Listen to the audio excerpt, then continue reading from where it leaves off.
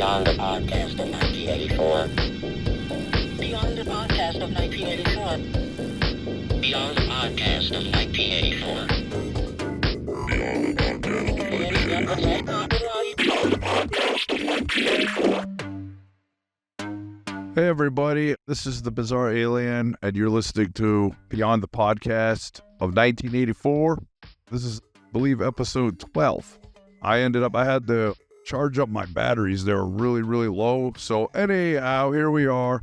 This episode is probably going to be a little bit shorter. I'm going to have to cut it off because I'll be leaving here probably a little earlier. Anyways, so earlier I was thinking about a bunch of stuff. And I realized that throughout a lot of my episodes, I keep talking about being a little bit sad, being a little bit cryptic. And I don't think there's anything wrong with being sad sometimes, but it seems like, I know there's a lot of that going on, and it's kind of ridiculous. I asked a couple friends, do you think there's anything wrong with being sensitive? Because I've been called sensitive, and 2 people have said no, and that's what gives me my personality. And, there's nothing insulting about that. I do think that sometimes it can be not the greatest thing. But anyhow, the only reason I bring it up is because I'm having a lot of fun with the show, but I don't want it to sound like that I'm always like depressed, because I'm not. I'm just sometimes a little bit sad about stuff. But earlier I was like, God, you just got to quit dwelling on stuff. And, I think it happens to a lot of people. But earlier, started thinking, what really makes me happy? I know I've already said some of this before, but this is kind of new. So out loud, I was doing my job. I was like speaking out loud, to nobody was around. I was thinking about my favorite directors and like all the stuff that makes me happy. Of course, my kitties. And I was thinking about my dream girl and just thinking about, random stuff. And I got to tell you, it was really amazing. It was almost like, I felt like I was exercising myself. And I got to say, since I did that, I've actually felt a lot better tonight because, it's so easy. That's my problem, is I dwell on stuff and it sucks. So I got kind of ticked off at myself just thinking, what makes me happy? And I think that's a good thing to do. And one of my old friends, he told me when he's really down, because he gets down once in a while, he'll actually write a list of stuff that makes him happy, like his kids. They're all grown up now, but they're still his kids. For him, reading the Bible, watching shows that he likes. And I think that's cool. And I was like, that's not a bad idea. For me, I've written too many lists in the past. I found so many lists I've thrown away, and they're not really, for me, they're not like, writing down stuff that makes me happy, but writing down movies that I'm looking for. I've kept a couple because it's kind of funny looking at that. It's like, oh, I got that movie like 5 years ago or whatever. Anyhow, I think it's a good idea. It's kind of like an exercise. I like reading too. Reading really helps me take my mind off of things. But, I don't know. Maybe part of it too is getting older. You think about stuff and like, I was talking about that on one of the episodes about regret. Kind of ticks me off that, I'll dwell on some things, and they're, kind of personal, private, dumb things. They're actually really dumb. I'm not going to get into it because it's a waste of time. It really is a waste of time to dwell on stuff. It's just dumb. And this show, I want to talk about stuff that makes me happy and stuff that I like, and just being a total dork. And that does remind me, speaking of being a dork, last Saturday, went to Best Buy, and apparently they're not selling, the guy said, all the movies that we have out there. That's it. And because I said, yeah, last time I was here, the movie section was pretty wiped out. He says, well, we're not going to be selling movies anymore. I'm like, great. Because I got to tell you, Best Buy was like the best place for me, along with Hastings. And that's where I got a lot of my freaking movies. But seriously, for like the last, I don't know how many years, I've ordered quite a few movies through the mail. Like I've ordered from my Aero Films, I've ordered from Amazon. So I've kind of laid low on that. A lot of eBay stuff. And I found a lot of gems, man. I got a lot of movies, and I want to do more episodes talking about movies and stuff. And, not just horror, splatter, and all that stuff, and, and monster movies and all, but I want to actually talk about, really got into a lot of like kind of drama stuff, stuff that I would not have watched up to 3 years ago that seriously, I just like, I would have had no interest. But, it's not even about opening my mind. It's just that, you're getting older, you appreciate stuff. I don't know. I guess I'm just kind of wimpy. I even like a few pop songs from nowadays. Songs that came out in 2024. Not a lot, but a few songs that I like. Been digging, what's that song? Watch Me Dance by Dua Lipa. I actually really like that song, and I like the song Cupid by 50/50. And there's a song, I wish I could remember her name. She's this beautiful girl. I hate auto-tune, but there's something about, it's kind of auto-tune in her singing, but it's not horrible. But I'm just like, I don't know. There's some songs I like, and I don't care, I got the Barbie movie weeks ago, and I still need to watch it. I'm just waiting for the right moment, but I'm happy I got it because I love Margot Robbie. She's beautiful. I loved her in Once Upon a Time in Hollywood. I think that's a great movie. I really like that movie. And, of course, Harley Quinn. I've got all those movies. I mean, I've got a lot of freaking movies, but I've got all the Harley Quinn, Suicide Squad. Both of those, The Birds of Prey, and they're fun stuff. I still want to get the Black Widow movie. Anyways, because, oh, God, I could tell you a whole story about Florence Pugh. I know she's not my dream woman, but she is beautiful. I'm going to tell you, if I did my top 10 most beautiful Earth women, she's definitely on that list. But anyhow, that's going to be another episode. So I'm just sitting here kind of zoned out. But yeah, I was just thinking about life every day. Think about stuff that makes me happy, and I'm grateful for stuff. Like at my house, furnace hasn't been working for thermostat. And apparently, furnace just kind of went. But anyways, took a couple days, and this cool guy come over, a real nice dude. We had one guy, he brought in, brought a new thermostat, hooked that up, fixed some other stuff in the house, and then this other guy came over, and luckily he had the part yesterday. Well, technically it's yesterday now. Today's now Saturday, but he came over, and he got it going. It took him about an hour. He had to vacuum out the furnace, and I'm grateful for that, man. We got heat again. Been using a little heater, and it's helped, but it's so goddamn cold right now. Oh, God, some kid on TV just puked. Sorry. Oh, God, that is nasty. But I'm grateful for that. And I want to play my guitar again. I haven't been going upstairs a lot lately because it's been cold, but holy smoke, it's really cold out. It's like death cold. It's like post-apocalypse cold. Wow. So I don't even know what this episode's about. I just want to say, be happy if you can. Life is hard sometimes, but whatever it is that makes you sad, love, no love, being sick, what. This is going on my 14th day. Just about that. I don't feel really horrible, but I've just got this goddamn congestion. I just took the rest of my, Robidan DM. I think that's what it's called. It's like a generic version of Robitussin. I'm going to have to get some more of that. And I don't know why the doctors didn't give me any, I can't even think straight. They didn't give me any, Jesus. See, my brain is just going, boo. When you're really, really sick and they give you, I can't even think what it's called right now. Excuse me. But anyhow, I have to take my diabetes pills every day. I have to take my high blood pressure pills. And I got approved by the FDA, or the FDA. God, that girl's beautiful. Okay, anyways, I have taken all these medicines, and hopefully I'll be getting off of one of them because I have a little problem. It's a problem that a lot of men have, and I'm sure you know what it is, and you can go ahead and laugh if you want. In fact, I was talking to the doctor, and I said, you go tell your family, laugh if you want. And I even told the doctor, I said I wasn't trying to be inappropriate. It's kind of joking, whatever, something like it. If I ever did stand up again, talk about it, I'd make jokes about it because they actually did give me these pills. And it's funny because on the bottle it says, take 1 hour before sexual activity. Well, I tried it. It didn't work.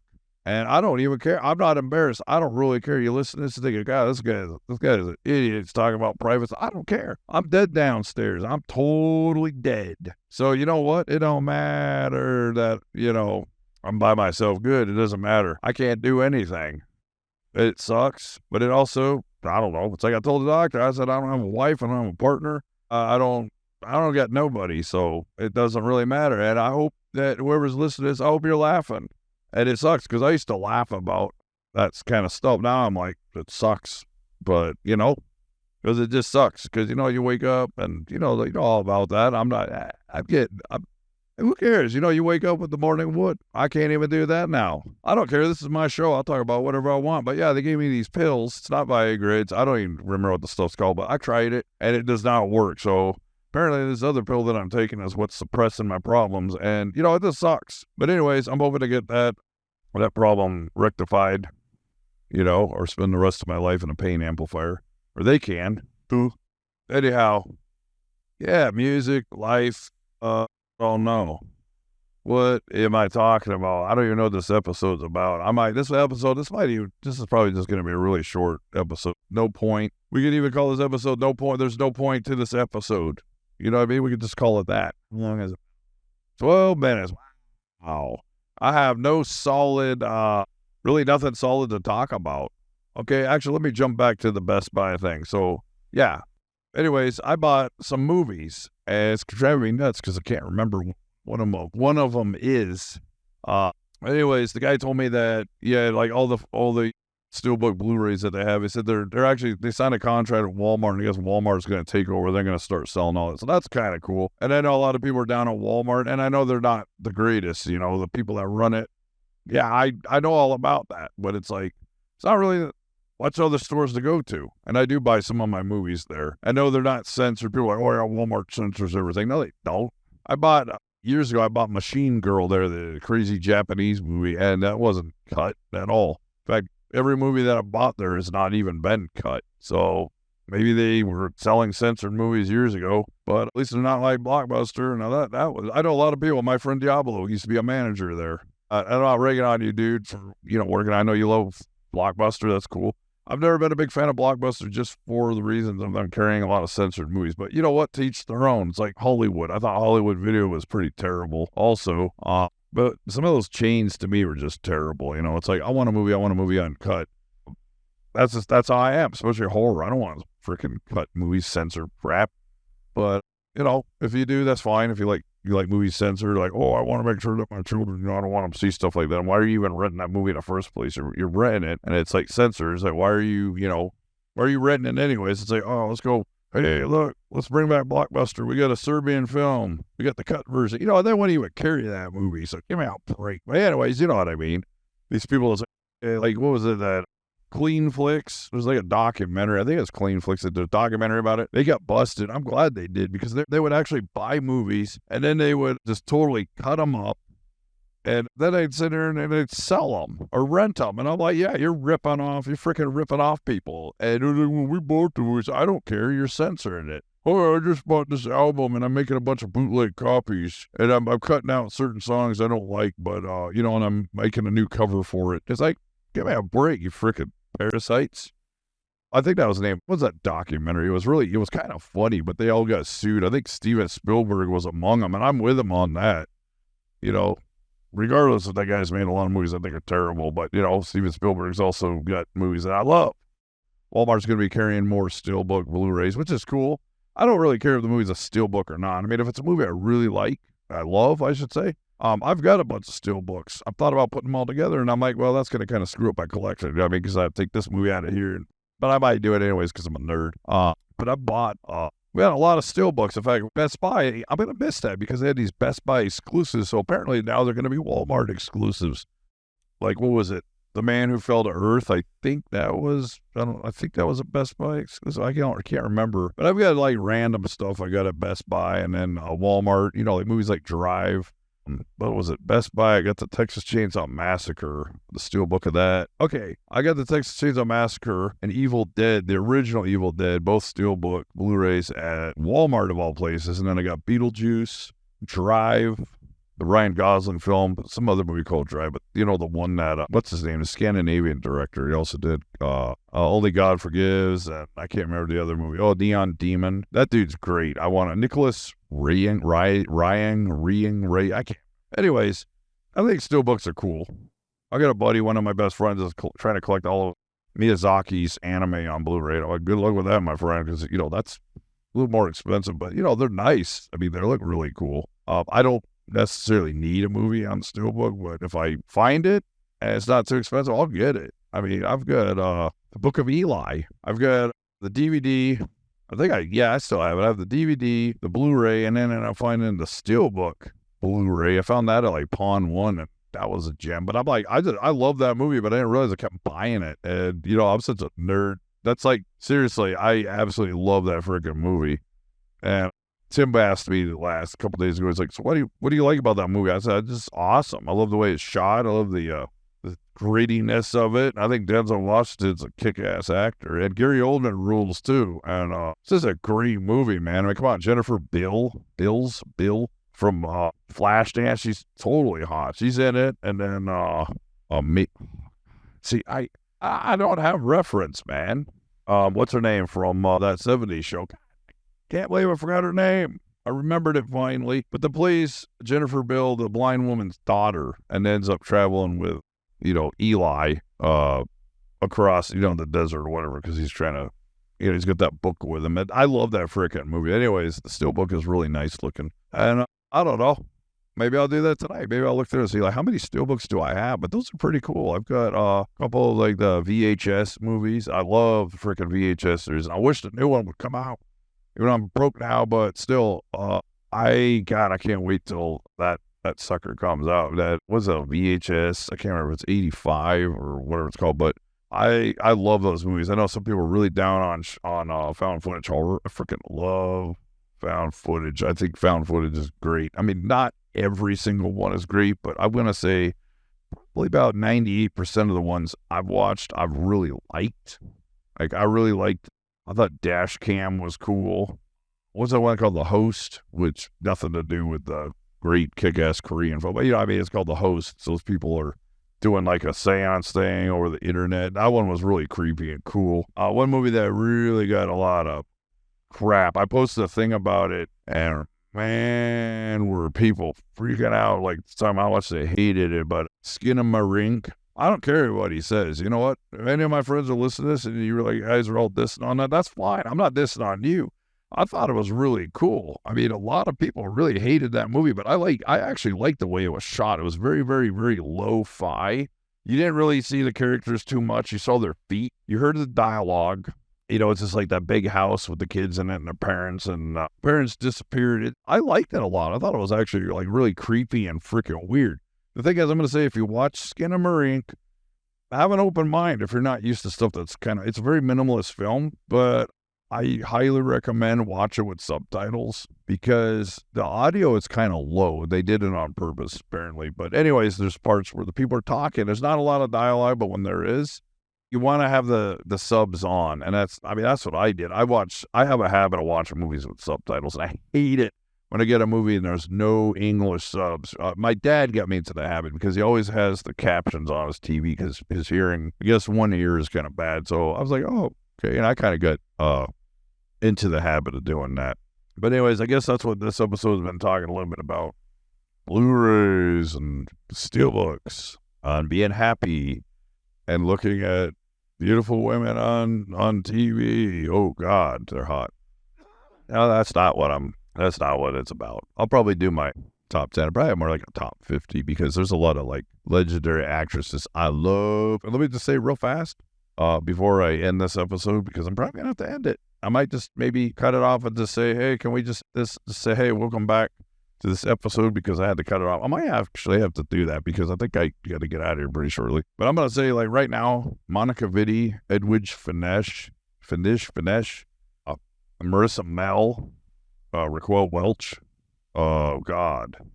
But, a lot of those, I can't even remember her name, but the one from the D'Amato's Buried Alive. I forgot to have the beautiful blonde in it, and she also plays her own twin in it. Beautiful. Diablo knows what I'm talking about. God, there's a lot of beautiful women, especially the Italian and giallos and slasher films and anyhow, steelbook Blu-rays. And I ended up going upstairs to my house. I was looking at them, and yeah, I have a pretty decent collection of them. I don't have tons of them. There's a lot of steelbooks out there. A lot of them are just really expensive, but I don't know. I've been enjoying collecting them when I can find them. And yeah, I agree about the politics about Walmart and, the people that run it and everything. I do agree. I do go there though. I've actually found a lot of great steelbook Blu-rays. Anyways, I found a lot of cool stuff, like the last two VHS films, and then one that a lot of people really don't like, and I like it. And I'll just mention again, Skinamarink. What was the other one? Oh, God. I'm trying to remember the name now. It's another found footage. I took a chance on it. And the funny thing is, I wanted to see it so bad. I ended up ordering it online. I've got to try to remember the name of it. Hopefully it'll come to me in a bit. So I found it at Walmart. I had the money. The first time I saw it for sale, I couldn't buy it. I didn't have enough money. I ended up buying something else. But anyways, so I went back, bought it, and then I had it on the way. So I ended up, and I owed my buddy, my roommate, I owed him. So I gave him that Blu-ray, and God, what was it called? It wasn't Death Screams. It was, God dang it. It has to do with the internet. I can't even remember. Live Scream or Death Scream. I can't even remember the name of it now. But if you're into horror movies, you probably know what I'm talking about. It's about a guy that does, he does a channel, and he's kind of screwed over people. He's a real idiot. He's a big mouth. He does stupid stunts. He decides to go to this allegedly haunted house, and he's filming himself. He's trying to communicate with spirits. And then this cute girl shows up, and I really enjoyed it. It was way better than I thought. It was actually kind of funny. I thought it was going to be this total comedy. There's definitely funny elements. I can't remember the name of it. It's can't even get on my phone. Otherwise, I could get on there and look it up online. The name of it. It's just God, I could see it in my head, but I can't remember the name of it. So yeah. This show, if you want to say unprofessional, I don't care. I guess I am unprofessional. A lot of people, when they do shows, if you listen or watch, for example, last stream on the left, or the last podcast. Oh my God. See, I almost want to just erase this and start it over. I'm not going to. Anyways, maybe in the next episode I'll start it out. I don't know. I probably won't. I don't know, man. God, I can't believe I forgot the name of that. It's found footage, and I can't remember the name of one of my favorite. Jesus, yeah. See, it happens. I have brain farts. I haven't done a show in a week. I am having a lot of fun with it. I sound a little too serious. I'm glad I'm not hacking up, having dry coughs like I was the last time. I kept coughing, and it was really, really annoying. Was it Death Stream? I think that might have been the name of it. So anyways, it's a shot on video, found footage horror film, and I really recommend it.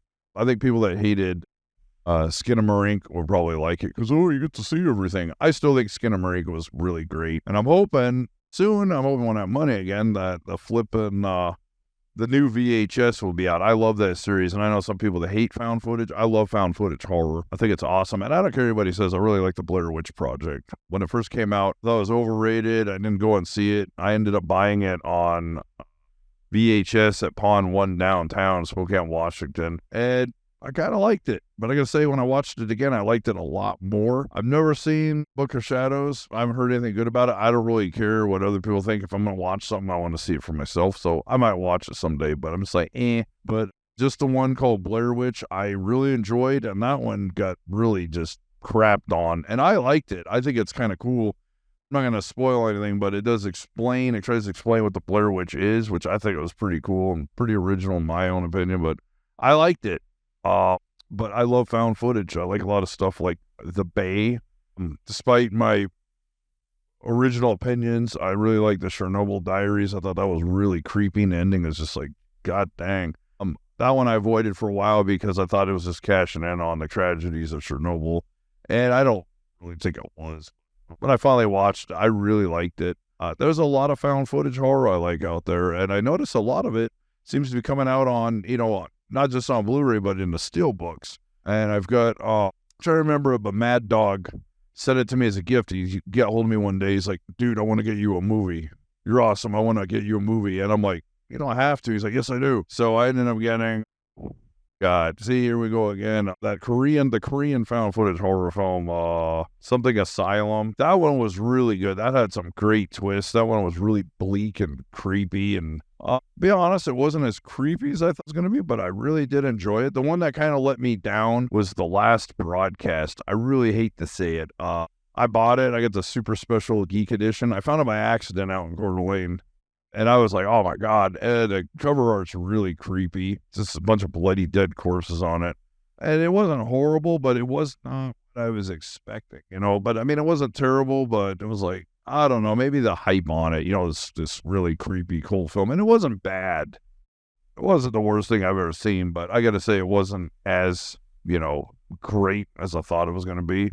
The one I did really like that made me want to take a bath from head to toe was H-Raws. That is a nasty freaking movie. I mean, we're going to talk about, this is talking about horror movies. I guess that's maybe the second half of this episode of Beyond the podcast in 1984. It's talking about creepy, and that's another one. It's kind of like found footage. You got two guys at the beginning of the film arrested. They run this guy over. He's all just splattered all over the place, and these Mexican police, of course, it takes place in Mexico. They arrest him, and they find this video camera in the car, and they start watching it, and it's definitely not all that I expected. It's really freaking twisted. It's really nasty. It's got a particularly really brutal, mean scene, and what they did to this poor trans woman, this prostitute, and it gets even worse later. It's kind of giving you a background story, like who are these guys, why are they doing they're doing, and it's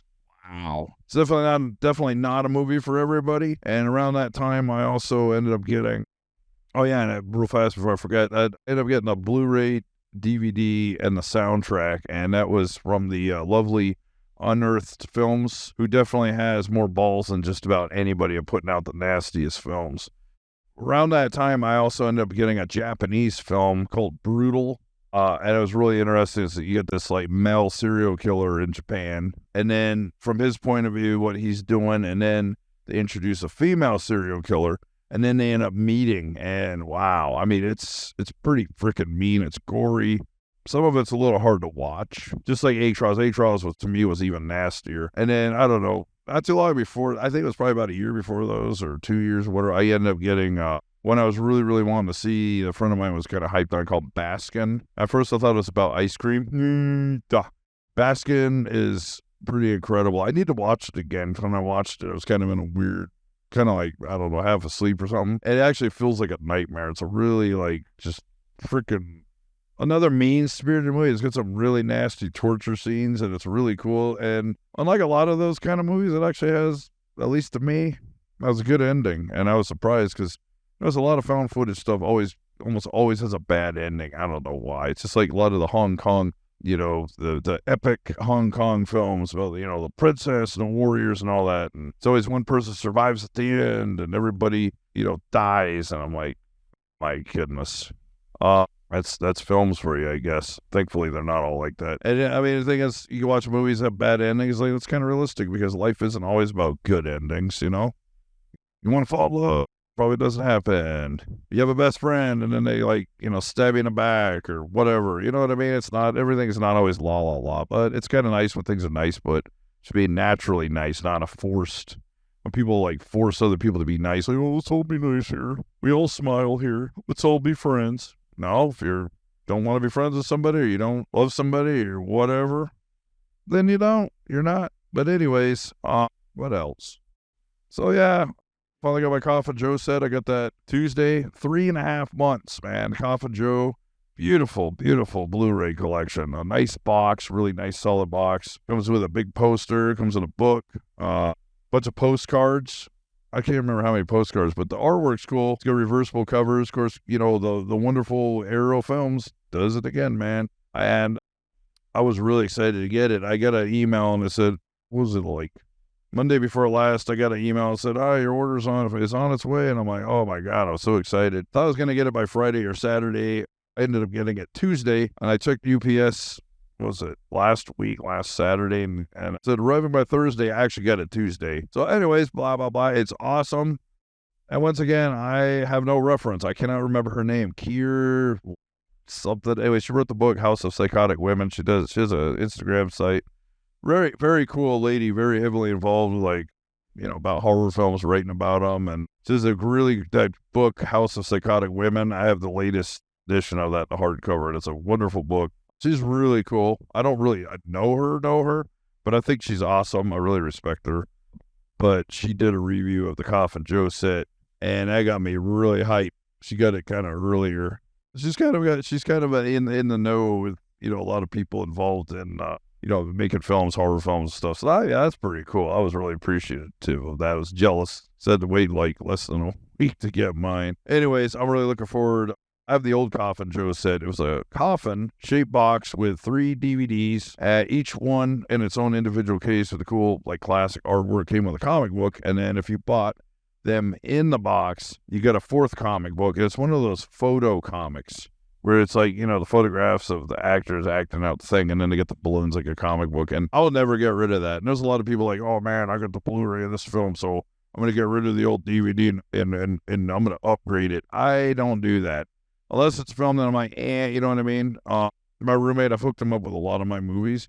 I do have some DVDs that I have on Blu-ray now that I will not get rid of. Like, I have 3 different copies of Texas Chainsaw Massacre 2. I have the Dennis Hopper cover DVD, and then I have the cheesy one. It looks kind of like Saw, with the CG cut-off arm. I think it's an okay cover. It's kind of generic, but I have that. And then I, of course, the beautiful Scream Factory Blu-ray, which is just lovely. And of course I put it in a reversible cover with the Breakfast Club parody. I was like, of course, original cover. A lot of these movies, you can do that now. They have reversible covers. But what I understand is Arrow does this a lot, is most of the time when you buy the movie, it's got somebody's artwork that somebody they commission, and the art's usually really cool. I can't complain about any of the art, but I always turn them inside out because I like the original art better. And I'm glad that they're doing that a lot, especially like with the old original movie poster art. I hope they did that with From Beyond, because I hate that cover. That cover is one of the worst freaking covers I've ever seen. It's dumb. It just looks like some really crappy CG crap art that somebody did in an art class.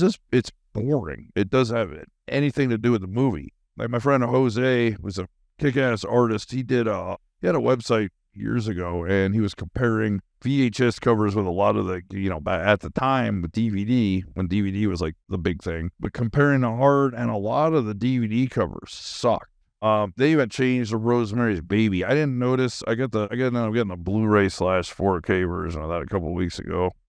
One of the very last really, movies I bought at Best Buy, because they're going out of business with movies, which sucks and bums me out.